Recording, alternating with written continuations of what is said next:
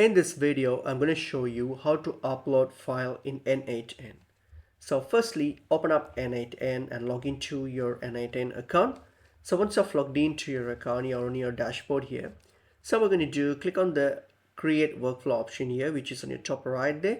Click on it to start a new automation. So once you're on a new automation page here, so in order to upload a file, what you're going to do is you're going to click on these little on your top right here. There is a three little dots there.